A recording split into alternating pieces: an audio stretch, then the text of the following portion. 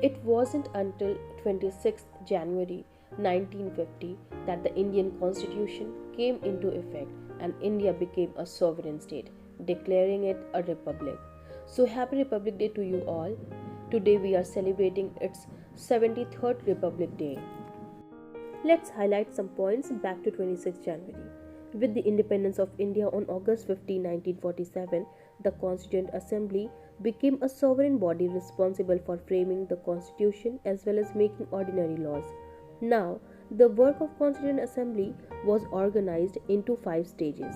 First, committees were required to present reports on basic issues. Second, Bengal Narsingh Rao, a judge of the Calcutta High Court and also the constitutional advisor of the Constituent Assembly, prepared an initial draft on the basis of the reports of these committees and on his own research into the constitutions of other countries. Third, the drafting committee under the chairmanship of Dr. B.R. Ambedkar presented a detailed draft constitution which was published for public discussion and comments.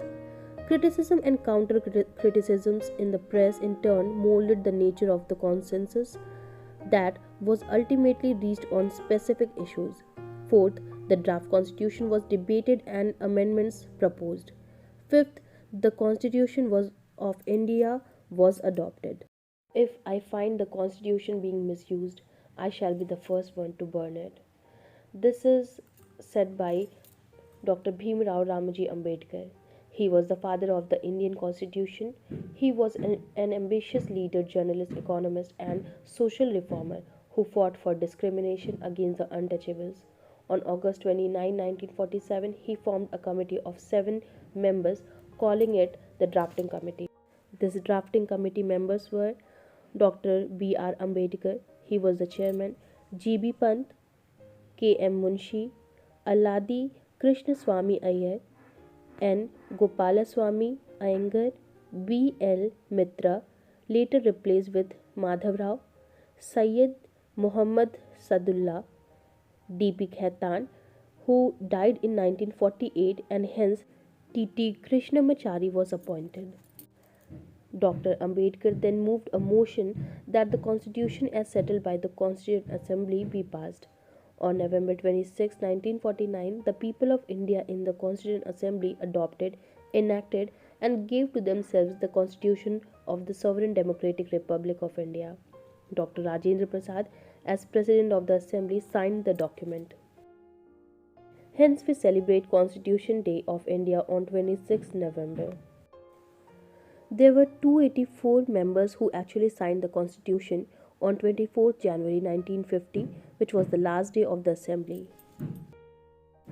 Besides drafting the Constitution of India, adopted the national flag on July 22, 1947, and adopted the national anthem and national song on January 24, 1950, the last day of its session. The Constituent Assembly elected Dr. Rajendra Prasad as the first President of India on January 24, 1950. Republic Day is celebrated all across the country. The main attraction of Republic Day celebrations is the annual parade, which begins at Rajpath, Delhi and ends at India Gate. On this day, the country's president holds the flag of Rajpath, New Delhi. The ceremonious event also showcases India's cultural and social heritage. Republic Day is celebrated all across the country. The main attraction of Republic Day celebrations is the annual parade, which begins at Rajpath, Delhi and ends at the India Gate. On this day, the country's president holds the flag of. We are talking about Constitution, but what is Constitution of India? The Constitution of India is the supreme law in India. A constitution is a set of rules and regulations guiding the administration of a country. It is also the longest constitution in the world, with 395 articles and 12 schedules. Originally, it consisted of 395 articles and arranged under 22 parts and 8 schedules. On January 26, 1950, the Indian Constitution came into effect. Republic Day celebrates the spirit of independent and individual of India. It was on this day in 1930 when the Indian National Congress proclaimed Purna Swaraj, the declaration of India's independence from the colonial rule. The day also celebrates Indian citizens' power to choose their government democratically.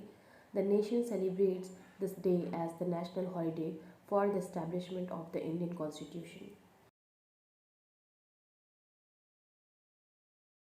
For today's vlog, I hope you like the video. If you like the video, please like, share and subscribe. Once again, happy Republic Day to you all.